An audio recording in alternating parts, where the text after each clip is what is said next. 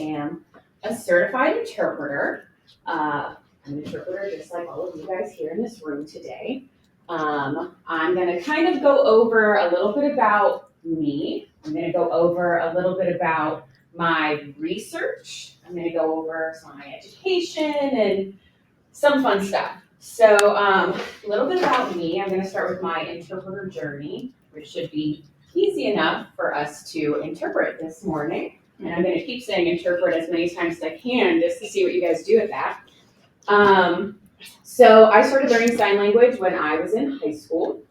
My school offered a specific program, a biotechnology program. And that's the reason that I went to my specific high school. I went there because I wanted to be a scientist.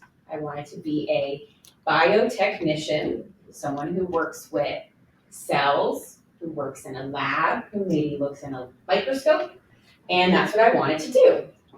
Except I hated my biotechnology classes because all I did for 4 years was measure water, and I didn't like that very much. And instead, I really liked my sign language class. So at the time, sign language was not recognized as a foreign language credit in the state of Florida. However, I took Spanish at the same time and realized I sucked at Spanish. I can say a few things, but not very well. And I really liked sign language. And I was taught by a deaf instructor. And I had a wonderful experience in her classroom. I picked it up pretty easily. And in that room was also an interpreter, and I had no idea that that was a job that you could do with sign language. And so my deaf instructor kind of took me aside and said, you could totally be a sign language interpreter. And so that's when she introduced me to the program at the University of North Florida. If anyone in this room has heard of that place, it's a really beautiful campus. And it wasn't until I made it to UNF that I decided that's where I wanted to go. I toured the campus, fell in love with it, and that was kind of that. So I graduated from UNF during the peak of COVID, which was 2020. And during that time, I started freelancing a bit.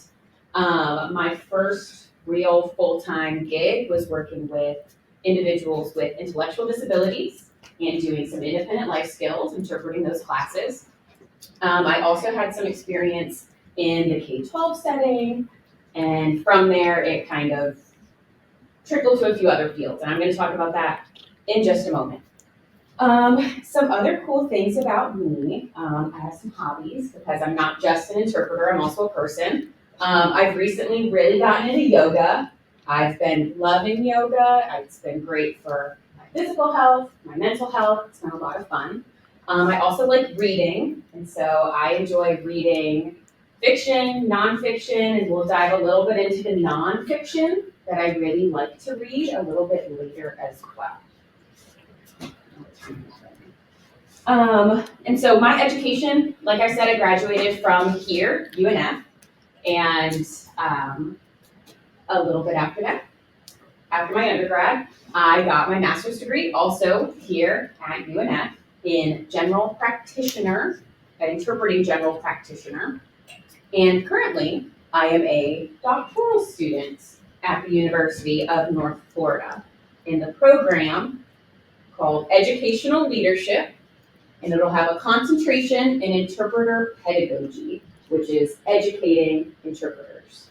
So I'll dive a little bit into that program later as well. But some of my research interests that have kind of blossomed from this doctoral program are studying interpreters as people, interpreters as humans, rather than as machines or as conduits. I also enjoy studying teaming practices and seeing how interpreters team with one another.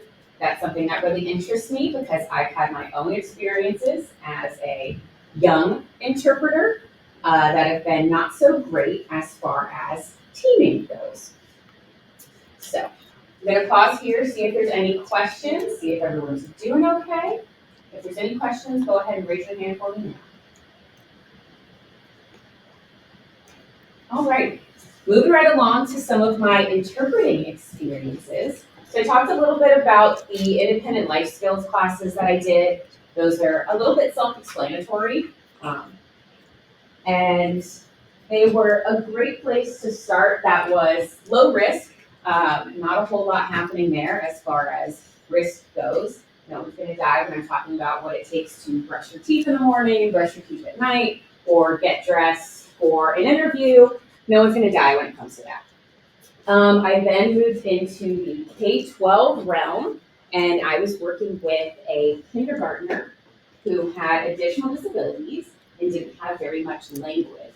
So that was a very different experience, and that required a lot of outside skills that weren't just interpreter skills.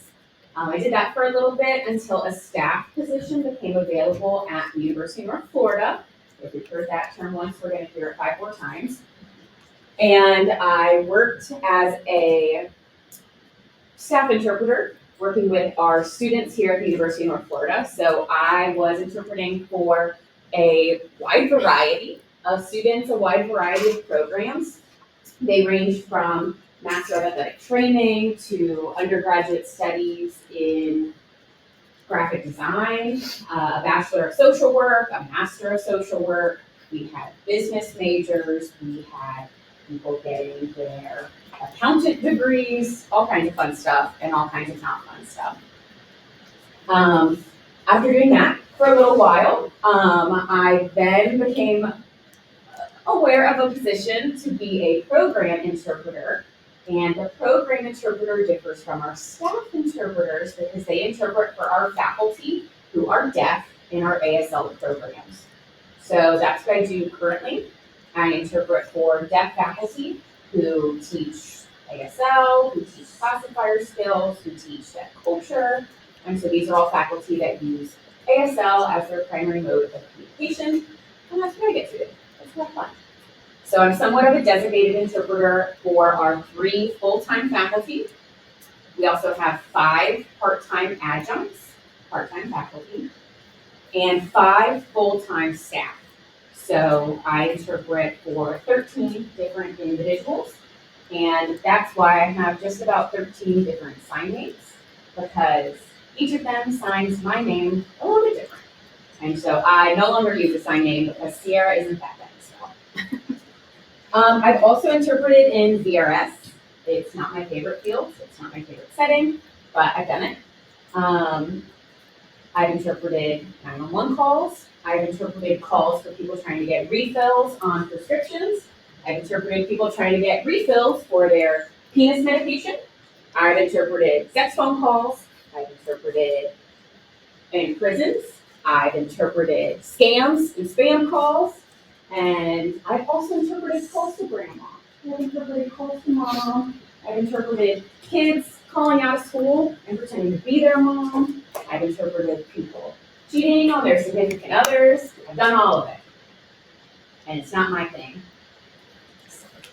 I'm going to pause there before I go into my research to see if there's any questions. Everyone's doing okay. Raise your hand now if you need anything.